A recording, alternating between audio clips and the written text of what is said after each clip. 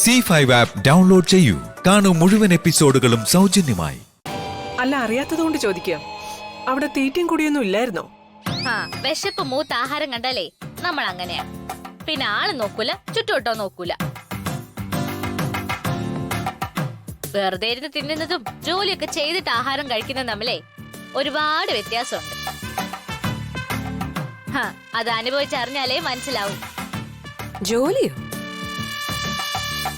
എന്തായിരുന്നു അവിടെ ജോലി? വീട്ടുജോലി. ഈ വീട്ടുജോലി അതാ ഞാൻ ഉദ്ദേശിച്ചത്.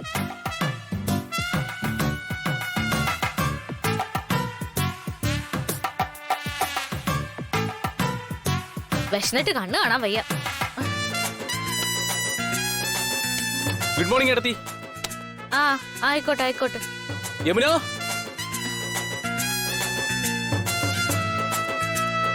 അയ്യേ, ഇതേ ഉള്ളു കഴിക്കാൻ? പിന്നെ എന്താണാവോ വേണ്ടത്? പഴങ്കഞ്ഞി.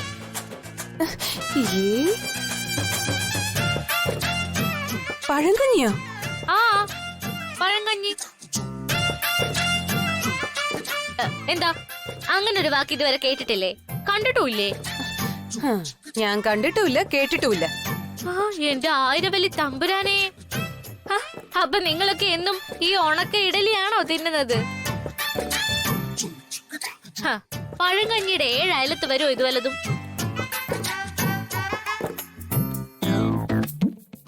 അതായത് ഒരു മൺചട്ടിയില് തലേ ദിവസത്തെ ചോറില് വെള്ളം ഒഴിച്ചു വെച്ചിട്ട് പിറ്റേന്ന് രാവിലെ ഇങ്ങോട്ട് എടുത്ത് ചുവന്നുള്ളിയും വേപ്പിലയും കാന്താരി മുളകും ചതച്ചെടുത്ത് അതിലോട്ടിട്ടിട്ട് കപ്പ വേവിച്ചതുണ്ടെങ്കിൽ അതും, തലേ ദിവസത്തെ മീൻകറി ഉണ്ടെങ്കിൽ അതും ചേർത്ത് അതിലേക്ക് കുറച്ച് തൈര് ഒഴിച്ച് ഉപ്പും ഇട്ട് ഇങ്ങനെ കുഴച്ച് കുഴച്ച് കുഴച്ച്.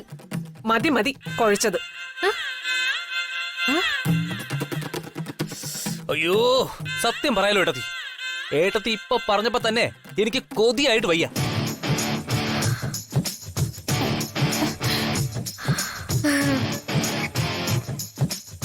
ആണോ? എന്ത് ചെയ്യാനിയാ, അതിനുള്ള വിധിയില്ല. ഇനിയിപ്പൊ ഇഡലി എങ്കിൽ ഇഡലി.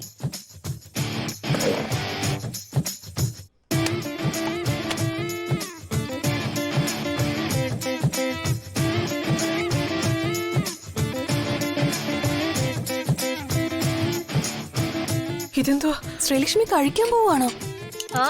പിന്നല്ലാതെ. വിശന്നിട്ട് കണ്ണിൽ ഇരുട്ട് കയറുന്നു, കുടല് മാറിയുന്നു. അതിനിന്ന് ശ്രീലക്ഷ്മി ഉപവാസത്തിലല്ലേ? ഉപവാസോ? എന്തിന്? പട്ടിണി കിടക്കാനൊന്നും നമ്മളെ കൊണ്ട് പറ്റൂല. മധുരല്ലോ, പൂജയുടെ ഭാഗമായിട്ട് ശ്രീലക്ഷ്മിക്ക് ഇന്ന് ഉപവാസമല്ലേ? അതെ. ശ്രീലക്ഷ്മിക്ക് ഇപ്പൊ കഴിച്ചേ പറ്റുള്ളൂ എന്നാ പറയുന്നേ. മോൾ അങ്ങനെ പറഞ്ഞോ? മോൾക്കും രവിക്കും വേണ്ടിയുള്ള പൂജയല്ലേ ഇത്? ഉപവാസത്തോടും പ്രാർത്ഥനയോടും കൂടി വേണം പൂജയിൽ പങ്കെടുക്കേണ്ടത്. അമ്മ ഇന്നലെ പറയാൻ മറന്നു പോയതാ. അതിനെന്താ, അതൊക്കെ നമുക്ക് അറിയാം.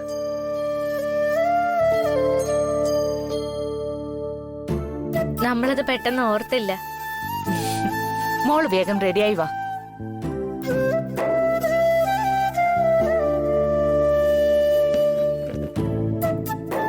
രഘു വന്നേ. ആമേ.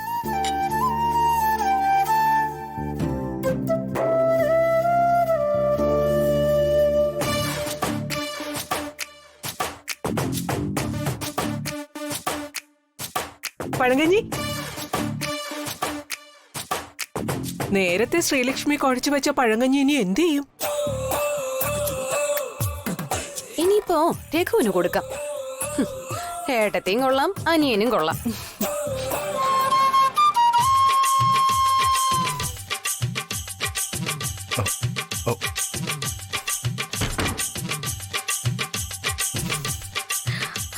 കിട്ടിയാ?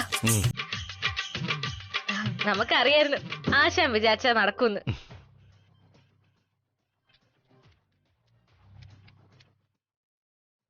ഓ, സത്യം പറഞ്ഞ ഇതിപ്പോ കിട്ടിയില്ലായിരുന്നെങ്കിലേ നമ്മുടെ കഥ കഴിഞ്ഞാന്. താങ്ക് യു ആശാനെ.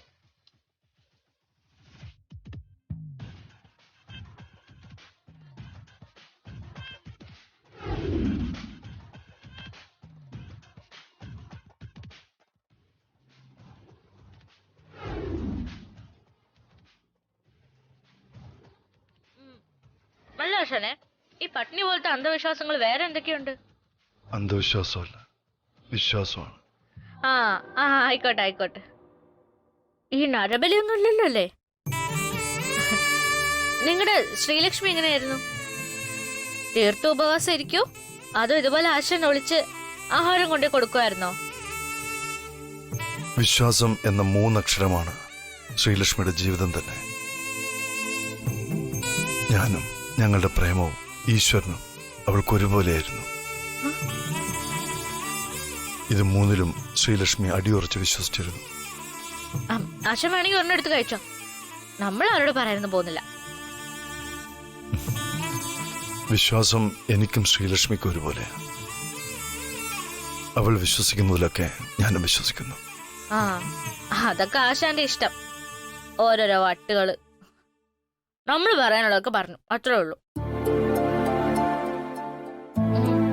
അല്ല, നമുക്കിവിടെ സമയാസമയം ആഹാരം ഉറക്കമൊക്കെ കിട്ടുന്നുണ്ട്. ദേവിയച്ചിയും കണ്ണനും വല്ലതും കഴിച്ചാവോ?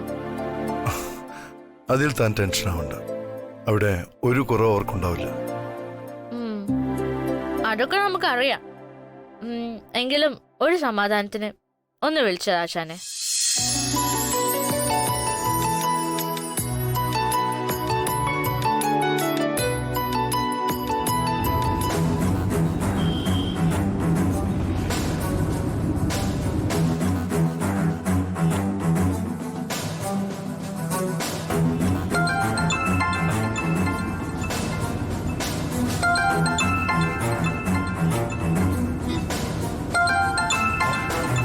കൺമണി ചേച്ചിയാ?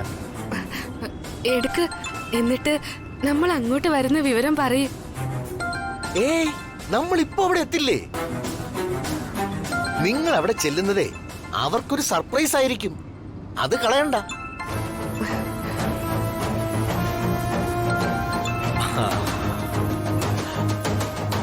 ഫോൺ എടുക്കുന്നില്ല. ആയിക്കോട്ടെ ആയിക്കോട്ടെ. ശ്രീലക്ഷ്മി അവിടെ പോയിരുന്ന് കഴിക്കൂ. ഓ ആയിക്കോട്ടെ ആയിക്കോട്ടെ. ഡൗൺലോഡ് ചെയ്യൂ C5 ആപ്പ്. കാണൂ എല്ലാ എപ്പിസോഡുകളും സൗജന്യമായി.